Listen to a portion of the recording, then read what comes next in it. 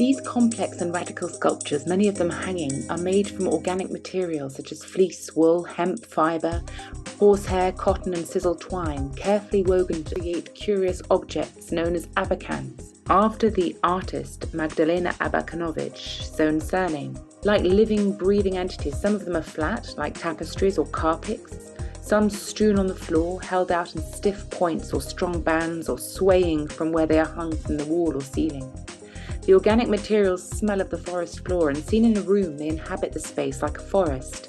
There is definitely a natural theme here, as the loose threads and colours resemble twigs and wood, and also body parts and hair. The weaving is uneven, and it has been suggested that these resemble scars and represent healing and trauma due to the artists living in Poland during the Soviet occupation and World War II.